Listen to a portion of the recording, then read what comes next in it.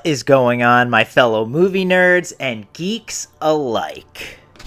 Now, what I have for you guys today is kind of just a thinking piece, just like my thoughts on a movie that I feel passionate about. Maybe get the conversation going on what you guys think about this film and about what it means to me. Talk about a film that I personally have had a lot of weird experiences with and just kind of shine a light on it. I have been wanting to do this on this channel for a long time. I'm hoping that in the future I could do this with some more films, but I wanted to kickstart it with something that I personally feel passionate about that I honestly don't really feel too many people talk about, so I just wanted to share that experience with you guys and kick things off with a discussion about a movie that is just embroiled with controversy over the years, and that is 2008's Martyrs. Now, you can't talk about Martyrs without really talking about the movement that was started in French filmmaking during this time, and it was dubbed the New French Extremity Era. Now, what New French Extremity is it describes a range of French films made at the turn of the 21st century that were considered extreme or transgressive, often characterized by graphic depictions of violence, especially sexual violence, and it was just like very realistic and just explicit as all hell. Viewer discretion advised, if you will. Now, the term itself, New French Extremity Era, was coined by a film critic named James Quant. Excuse my pronunciation of all the names I'm going to be talking about in this video, because I myself am just terrible at pronouncing, especially foreign names. Now, James Quant, in 2004, he did a deeply critical piece complaining about the violent turn that French filmmaking has appeared to take in the late 90s and early 2000s. Films like Irreversible and High Tension, and then later on in that decade, Them, Frontiers, Inside, and then the film we're going to talk about today, Martyrs. This new wave of filmmaking put an emphasis on gory, realistic violence and just torture. And now here in the US, many likened this as like almost the French's examples of films like Saw and Hostel that we would call torture porn, if you will. So this was like the French answer to films of that nature. But the ironic part is like where here in the US, like films have kind of like strayed away from that, at least a little bit. Like they're still making Saw movies and stuff like that, but like we kind of have moved on horror to be more psychological these days. But in France, films like this are definitely still happening. Like films like Raw, films like Titan are very much still in that same vein of this New French Extremity Era. Now, let me take you back to 2009. I had just recently tore my ACL skateboarding, so I was looking to just kind of find something to fill my time. And where did I turn? Back to horror films, which if I'm filling all my time with skateboarding and can't skateboard anymore, I fill a lot of my spare time with horror movies. So being injured and with such a serious injury, I looked no further than horror movies again.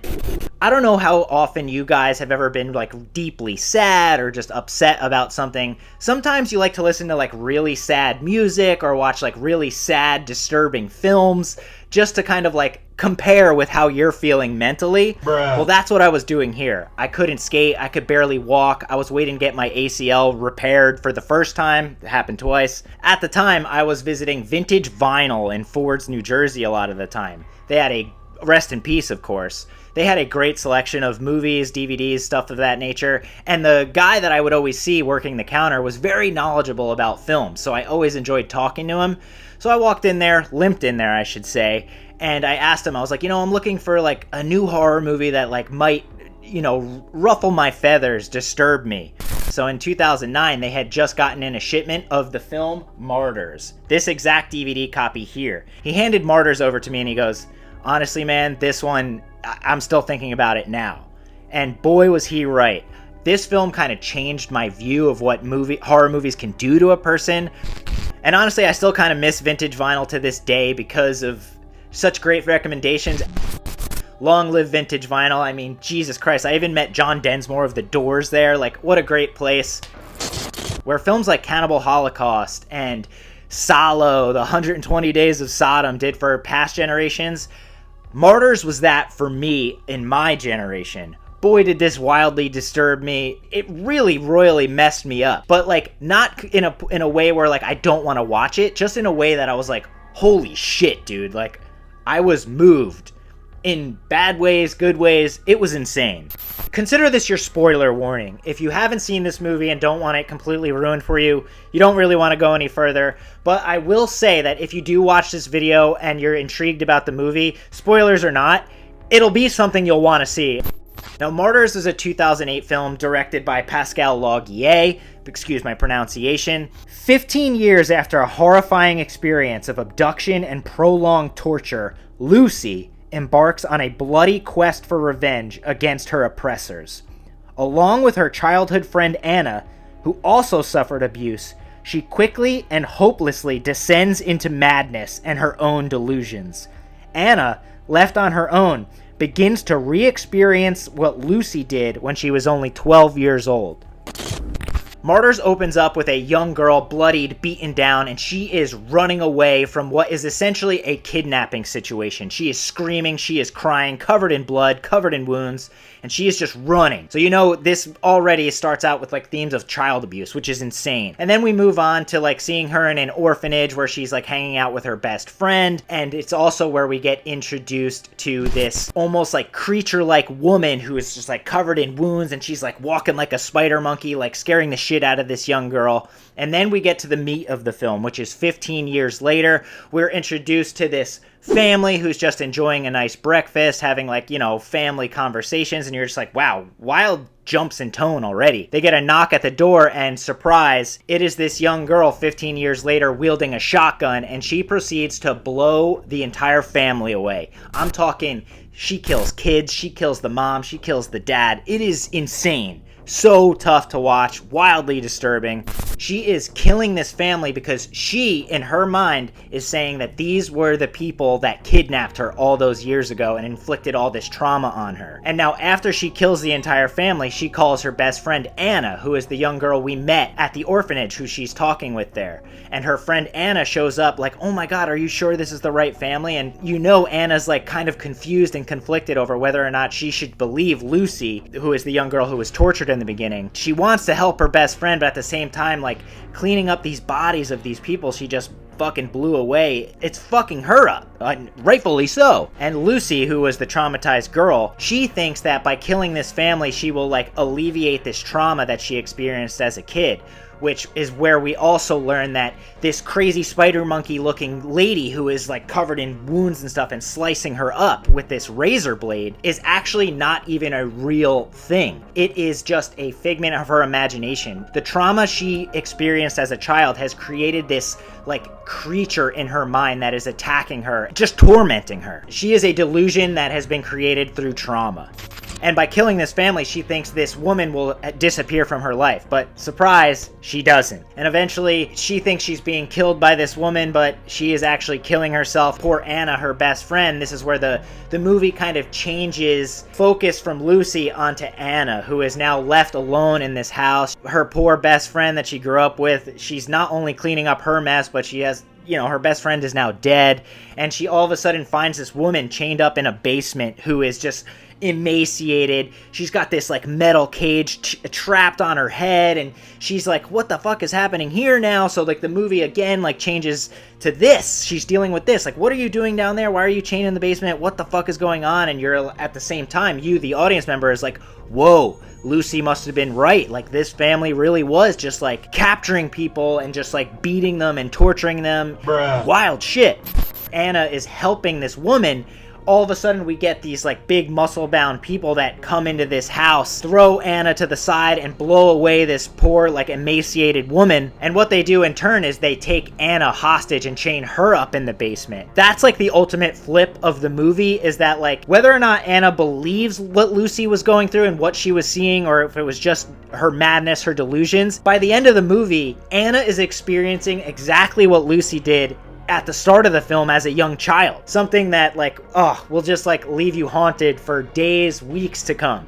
They chain her up in the basement and they just start beating the shit out of her, feeding her this like gruel, this slop. They're making her piss in buckets. They shave her head. She can't do nothing. Every day they are beating her into submission waiting for her to stop complaining, and it's just like, dude, you as the viewer are like, I don't know if I can watch this anymore. It is that brutal.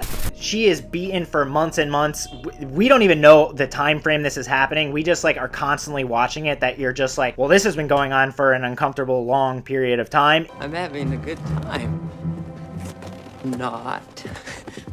She just gives up. You know, she gives herself over. She's like, well, I'm just gonna keep getting beaten. It's just all messed up, man. She's submitting. She is giving up. She is about to die, you know what I mean? And that's where we meet all these, like, rich people that start showing up. We get introduced to Mademoiselle, who is essentially a head of this, like, secretive organization who has been secretly kidnapping people for years and years through pain and beatings and kidnapping. All this stuff are trying to understand the connection a person gets with the afterlife right as they're about to die. Essentially, we're learning about spiritual transference through an endless amount of physical pain. Bruh. All of a sudden, they cut all of Anna's skin off, and she is connected to the afterlife. So she brings all these rich people in to hear what this woman has to say. Like, what's the afterlife like? At the end of the film, we have this moment where Anna is, you know, about to die, and she starts whispering into Mademoiselle's ear, and we don't know what she says. But the last frame of the film, Mademoiselle taking a gun and blowing her brains out. So it leaves a question open.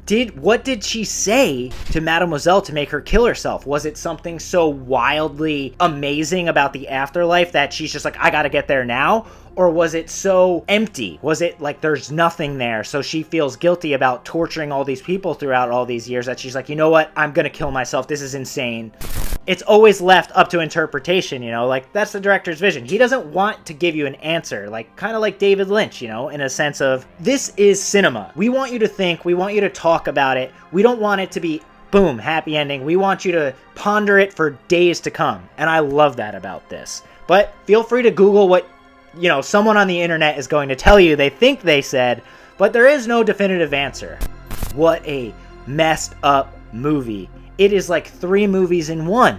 It starts off as a movie about child abuse. It's a movie about kidnapping. It's a movie about trauma. It's a movie about home invasion. It's a movie about friendship. And then it all of a sudden becomes a movie about torture and the afterlife. It's so many things in one. I can't even begin to explain how insane this movie is and how much it affected me the first time I watched it. Martyrs is a film that inadvertently shows a world that is like already post-apocalyptic. It's a world where evil has triumphed a long time ago, where people's consciences have died out under the reign of money, and where people spend their time hurting one another. It's a metaphor, of course, but like, you as an audience member are almost like forced to witness the pain of the characters in this film and like witness all this violence. You yourself become a martyr, much like Anna does in the film. It's a metaphor, of course, but like, holy shit. Some kind of deep stuff when you think about it. So brutal and cruel that you're just like left limping at the end and like pondering, like you're questioning your own mortality. Like, dude, like, what did I watch this? And like at the same time, like the subject matter of the film in dealing with the afterlife too, you're just kind of like left questioning, what the fuck? I think why the French extreme movies work so well as far as like the violence and the gore and all that is that it is super hyper realistic. This shit looks like real blood. It's not like the bright red paint that you'll see in the Italian films Vicky and I are always talking about. It is real looking blood. It is real looking wounds. That's why it's so disturbing, is that like, holy shit, like, is this a snuff film? Because that's how good like all the special effects and stuff are. They are just as real as they get, man. Martyrs is a movie that like whenever someone like comes over our apartment, or like a movie that people ask me like through like Instagram DMs, what have you, like, tell me something that's like messed up that like I should see. Martyrs is always my first thing I suggest, because it always messes people up as like a movie like, holy shit, I'll never watch it again, or it's a movie that has them, you know, at the end like me, where I'm questioning like, holy shit, what a, like a thought-provoking ending, like a movie that you could just discuss for the end of time because there's no real answer. Everyone always has a reaction, like whether it's positive or negative is completely up to the person, but what that makes me look like a freak or what have you, but like it certainly gets people to react. Now, there's a lot of crazy facts surrounding Martyrs. For instance, like the main actress who plays Anna, who eventually becomes like our main character, who is played by Morjana Alaoui, I believe that's how you pronounce it. She fell off the soundstage at one point during production and broke 3 bones in her foot. And they had to halt production for months just to wait for her to heal. So it's almost like kind of got like this almost like poltergeist-esque like curse going around about it. Pascal Laugier, when he was writing the film, was experiencing like a very deep depression, like a clinical depression, and he was having suicidal thoughts, which is, geez, considering the nihilistic nature of this film and just like how dark and disturbing it is, it all makes sense. And he even went on record to say that like he wanted to write it after watching Eli Roth's Hostel because he himself was experiencing pain so much that he wanted to make a film about pain. Another really dark thing that happened behind the scenes is that the special effects guy, Benoit Lestang, he committed suicide a month before the film was set to premiere, which is just like, holy shit, man. Given the subject matter of the film, like, talk about dark. When this film was coming to the US, the Weinstein Company was in possession of the rights, and the Weinsteins watched the film and deemed it too disturbing and too messed up to go to theater, so they sent it straight to DVD, which is like, there's just a certain level of irony there, you know what I mean? I have always just really been drawn to this film because it's one of the first films I ever saw that really affected me. Whether it was positive in nature or negative, I can't really say, but it stuck with me for a long time. I mean, given the subject matter being so, God, demoralizing, and it being just so brutal, so violent, and just so mentally taxing by the time you get to the end of it, I just could not ever stop thinking about it. I gotta say, like, being a person who was dealing with, you know, my ACL was just torn and like my whole being of being a skateboarder was kind of ripped from me at the time, I wanted something like this, so it hit home especially hard for me. I love how it'll just have people talking and guessing forever. The cinematography's great, the set design's great, it's very like bleak, it's very gray and very just like cold, just like the themes of the movie, you know, and it works really well. You feel kind of gross after you watch this movie. Yes, Inside, High Tension, Irreversible, Frontiers, so many other of the French Extremity movies are bleak and stuff, but why I like Martyrs the best is that it isn't just ultraviolence. It isn't just like torture porn, as they say. It kept me thinking afterwards. It's deep. I think about Martyrs way more than I ever think about any of the other films. I love them all. Trust me. I know people don't like them because like it's some of the stuff is just so disturbing and hard to watch and very realistic. That kind of stuff doesn't bother me. But the themes of Martyrs, like, they stick with you, dude, and I highly recommend anybody checking it out, like, at least once. Films like a Serbian film or films like Salo, like, they are disturbing too, but in a different way for me, whereas Martyrs will keep you thinking and guessing till the end. Do not visit the US remake. It is just not good. That's essentially what the Weinsteins did with this film after it got dumped to DVD. They were like, well, we'll make a US version. That shit pales in comparison to this. And even Pascal Laugier, I thought he was going to have like a bright, vibrant career after Martyrs because like so many people were like, you know, talking about this movie and it was so disturbing. I thought he was going to go and be like the next biggest thing. Like High Tension's Alexandra Aja went on to like direct, you know, the remake to Hills Have Eyes and have like a blossoming career in the US. This poor guy, you know, he made The Tall Man with Jessica Biel. That wasn't very good. And just like his career kind of fizzled, which is unfortunate because I think Martyrs is one of like the most brilliant, thought-provoking, disturbing films you'll ever see.